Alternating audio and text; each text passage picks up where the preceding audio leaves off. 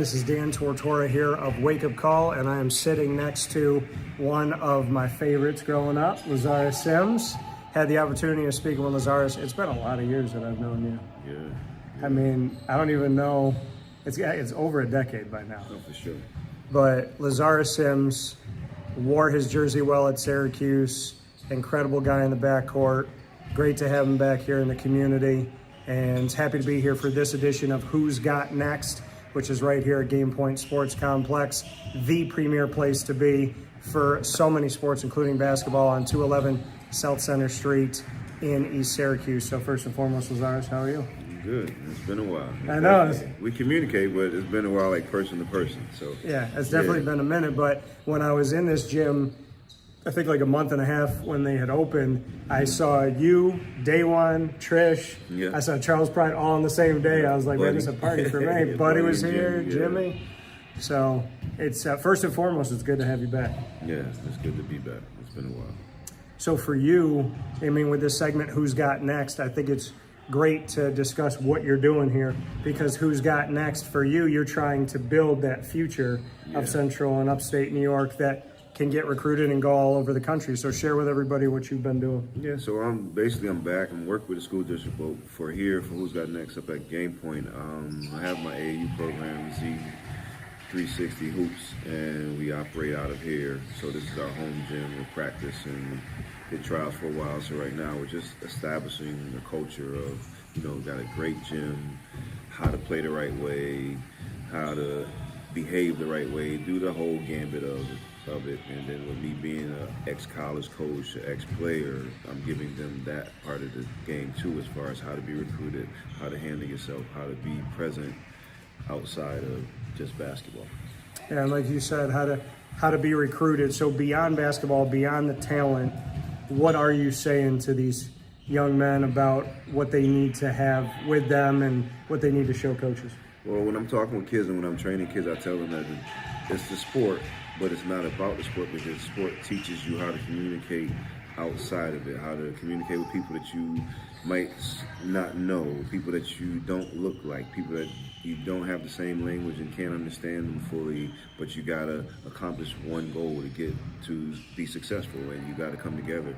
And it's all about respect. So if you respect this craft, if you put into it, it teaches them a skill set as far as discipline and what they need to do in a regimen. And if they take that outside of basketball, they'll be successful in life. Yeah, and you just said it's about respect, and I found interesting, and as many people know, Lawrence Moten went back home to God, and one of the things that he said, and it's crazy when you go back and you watch something after somebody passes and you see them look into the camera, and you feel like they're saying it like straight through to you, to your soul in that moment. And he said about how he was taught the word respect, and that word respect that he learned from his grandmother, and that he wanted his kids to know that, and that word will take you a long way. And you just brought up the word respect as well. So I'd love to go a little bit deeper into that word. Because that's the most important part. Like, you're not going to agree with everything. Everything's not going to align with you, but you have to respect people's opinion, people's stance, and come to some common ground. But if you don't have respect, that's when we have what we have in the city, in this city, in the country. You have a turmoil of people, and it's not about their opinion, it's about the respect of the person. Yeah. And so for you, as you're building it with these young men and you're teaching them these life skills and these things that they can take beyond basketball, how has these 360 been going, in your opinion, about how guys have kind of been learning and growing through the process? It's been going well. And, I talk with the parents, and the feedback from the parents is kids have gotten grown from when they got to me and till this point. So me as a coach, a trainer, a father to my kids, just to see the maturation part of each kid every day, weekly, monthly, that's the joy I get. I want all these kids to be able to do and get farther than where I've been. And for you, I mean, you had the opportunity to play at a premier school at Syracuse University, and to go beyond that and to continue your play. Right. And so, like you said, you want people to go beyond. Not everybody feels that way, right? There's not always that pay it forward. There's that I'm looking out for myself. And we have this NIL transfer portal world of let me take care of me. And you said, nah, I want people to be better than me. Why do you feel that way? Because someone poured into me, and to this day, I still talk to two of my high school teachers. I talk to my college professor, and those gifts of them not looking at me as the SU player or the Henniger star or the basketball player. They looked at me as a person, and they poured into me as a person, not just an athlete, and that carried more weight. So I want these kids to understand that the person is better than the athlete, because at some point in the time the ball stops bouncing. Whatever sport you're playing, it stops. So what are you outside of that? So I walk around town and kids used to see me because I'm tall and be like, hey, you're an athlete. And I go, no, I play sports. That's not me, because I used it to get where I needed to get to. It wasn't my end all be all and life and death of losing and things like that. I knew what it was. I hated to lose, but I also knew that wasn't the end of what I was doing. And like you said, it wasn't the end. And for you, why Z360? Why do this? Why have this opportunity and get into this AAU world? Because 360, just the number, is full circle. And for me, is growing up playing it, never thought I would be coaching it, and then right back into coaching it and teaching kids who I was to be what I want them to be and better than what I was. So literally life is 360. At some point you're going to circle back to where you began. And for you, circling back and being here, being in Syracuse, New York, having Game Point Sports Complex, I say this all the time that I would have loved to have this growing up when I was a kid. I grew up like 10 minutes away maybe from here. So like you said, going to Henniger, I was right around that area. So, the both of us, what would this have meant to you if you were a kid and you had Game Point? Oh man, this would have been a game changer for me. Like having something like this to be able to get to every day, all day. Like, we grew up, I go to Southside kid, you were on this side of town, close to the side of town. We didn't have this. I had the park, I had the boys club or the YMCA, which didn't have money to pay for a YMCA membership, so the boys club and sometimes clothes and all that. So you're in the park or nothing. Yep. These kids have the opportunity to be in this great complex with different, amenities as far as the shooting machine. Like, we didn't have that. We had our friends rebounding for us, chasing the ball and hoping it don't roll out the fence. I don't think they had the technology back then for the shooting machine. Exactly. Yeah. It's crazy to think about. Like, I walked into the gym here at Game Point Sports, and there's multiple gyms, and I went into one of the gyms and I saw the shooting machine, and I thought to myself, like, man, I would have loved, I had to rebound every shot of mine. So you would hope, like, if you take, because I always grew up, being a three-point shooter, and I was like, I want to say I grew up challenging myself from outside the arc. I wanted to have an all-around game, and I still work to have that because I still love the game. So when I'd be shooting, you hope when you shoot a three that if you miss it, it comes back, or if you made it, it would like come down, but it would still kind of come towards you.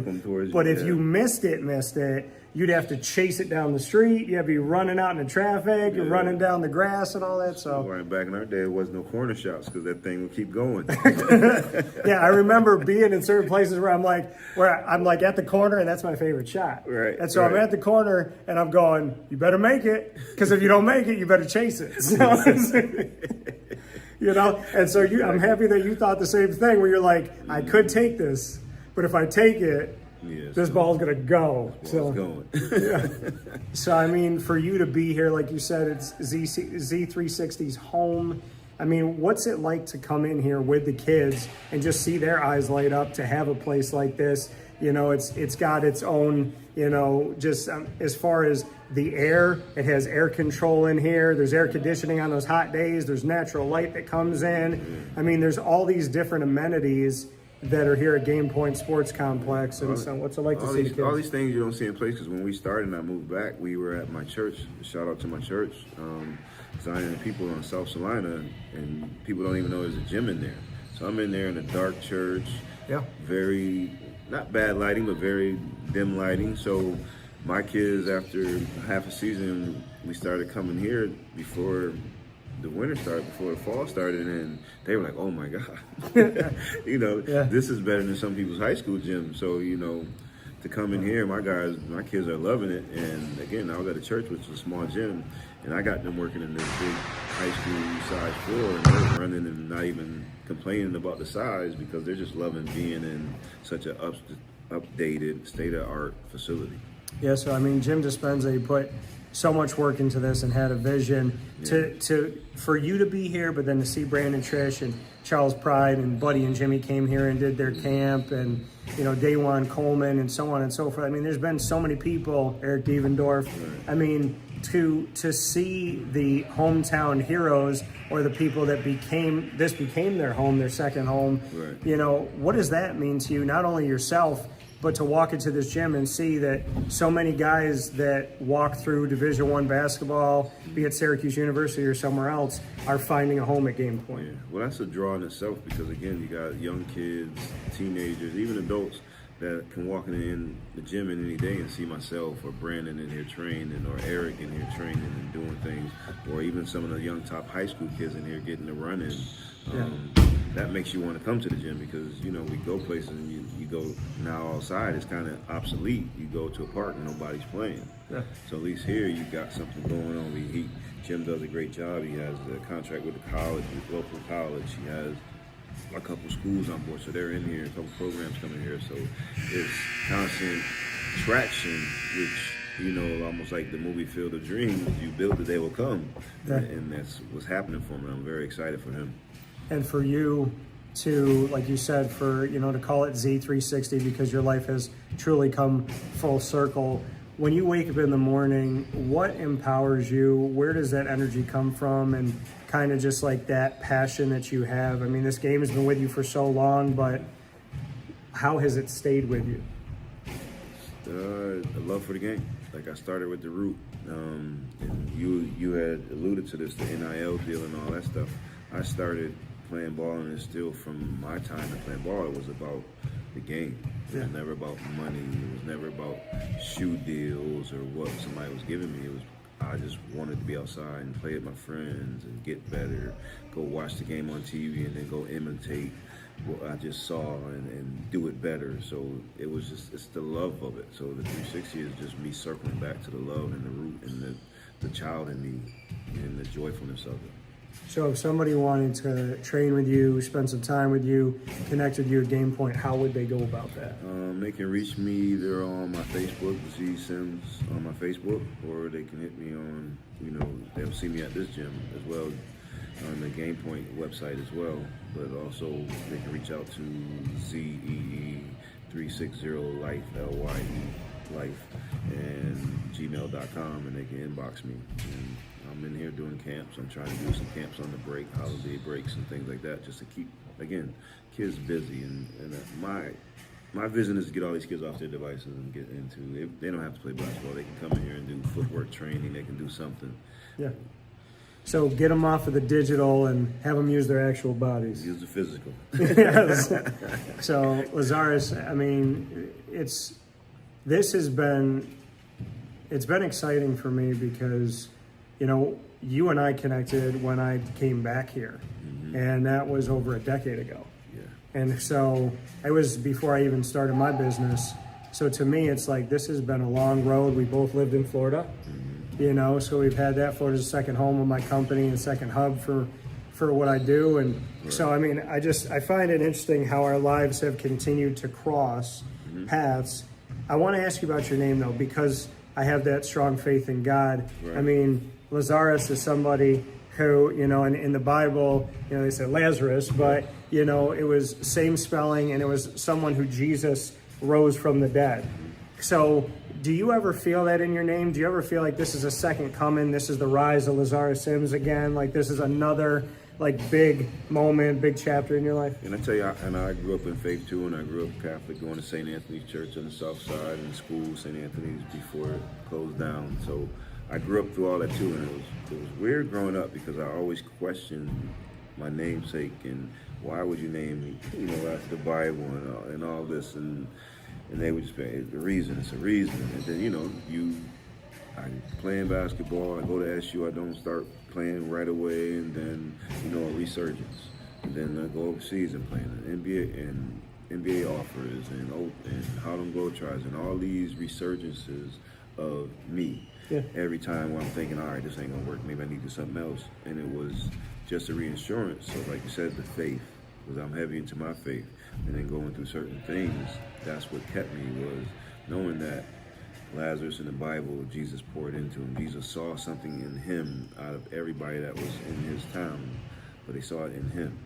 And the same thing for me, I see it as my calling to, you know, keep getting up every day, keep fighting every day, keep challenging those, fighting those battles that can help my kids and my gen under me and in my neighborhood to, you know, see somebody like me, went to SU, All-American high school, played overseas, played for Harlem Dodgers, somebody that they can touch and see he's still standing, he's still fighting, he's still, you know, positive and smiling.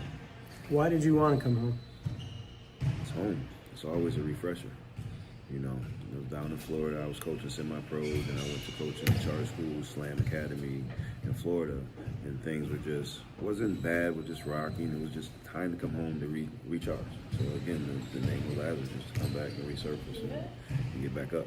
Yeah, and I love that your namesake is making so much sense, and you brought it all together truly in what you just said. And two final points, just what you would like to say about Lawrence Moten being a teammate of his. And I know we mentioned him earlier here, but I mean, I was telling you about how he made me feel in the relationship we had, and you're like, that's how he treated everybody. Like everyone felt like they mattered to him.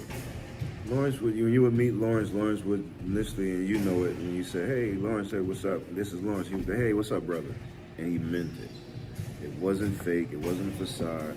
He truly meant it. He embodied it. Yeah. And I don't remember a point where he was mad enough where you couldn't tell that he was happy. Yeah. You couldn't tell he wasn't happy because he's always the same way. And he's always uplifting. He's always positive. And to me, what my memory of him the most is he was so energetic about his girls. You know, when we first met, our first meeting was, you know, we were freshmen, came in together.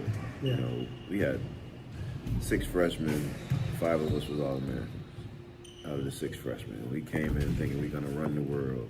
And, you know, shockbuster behind, you know, you guys are freshmen, you got to earn it. Mo cracked into that job with just a certain chance of someone getting injured, and Mo ended up getting that position, but he never changed his personality. He never changed him. His character never changed. Mo was always wanted everybody to do well, wanted everybody in his circle to succeed, which was the Syracuse circle and his family. So Mo was just the epitome of a great person, man. He's a great person.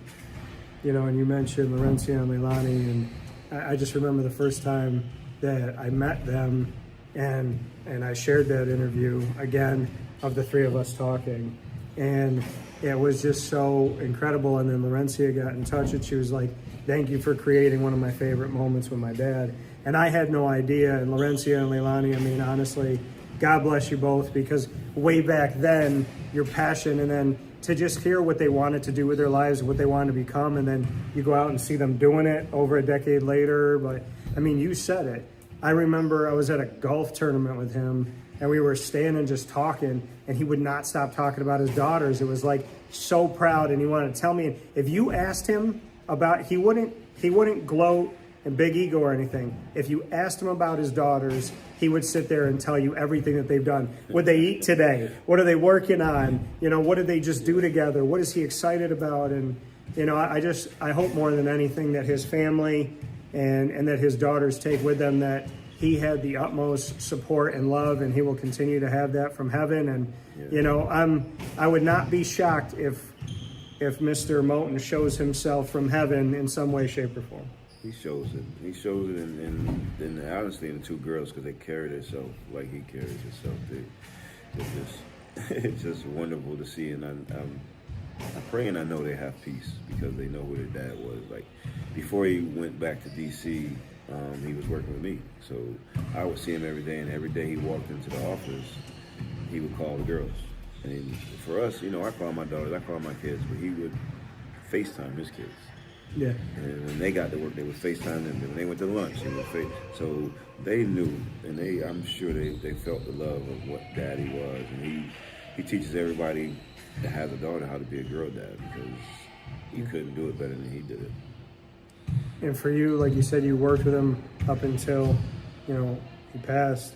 What was that experience like, being teammates again, so to speak? we piggybacked off each other. We did projects and we worked as youth development leaders for the city of Syracuse School District. So, we piggybacked ideas off each other. We ran programs with each other. We were freaking frack like we were in college. So I was a point, he was a two, and we ran with it just like we did that in basketball. We did it in our job. So a final note, just what you would like to share about relationships and maybe something that you learned from either Lawrence or just life in general about how you live day to day. Relationships and life in general, and then even coming from Lawrence is, everything has its peaks, its valleys, and you just have to stay still and ride it out almost like a duck on water. And at some point, those are supposed to be with you are going to be with you. Those are supposed to weed out, will fall off, and will show their hand. But at no point do you change who you are. You change the soul of you. If you have a good heart and a good person, people are going to gravitate to you, the right people. And you take it for what it is. Like he used to always say, my grandmother told me this, my grandmother told me this. And me growing up, when I was doing things, I would say, if I could look my mom in the face and said I did this, I was good. I didn't worry about what other people think. And that's how he was. And when his grandma passed, it was if his daughters asked him, Daddy, why he did this, and he could say what he did, and they were happy with it, he was good. So as a person, you got to be able to be content with what you're doing for you and know that what you're putting out in the world is good. Couldn't say it better myself. Lazarus Sims here with us, and it's just, to me, it's a beautiful thing to have you back here. I'm happy that you and I got to reconnect more than anything else. It's always good to see you. We always do, don't we? We always do. So Lazarus Sims, myself, Dan Tortora. Who's got next? This guy. He from Henniger, he had next. Syracuse, he had next. Overseas, he had next. Harlem Globetrotters, he had next. And now he's right here getting next. That next chapter, helping you grow, being there for you, paying it forward right here at Game Point Sports Complex, 211 South Center Street in East Syracuse. Make sure you book your time at GamePointSports-SYR.com. I never know how to end it, so I'll just say I look forward to seeing you soon. Amen. Appreciate you.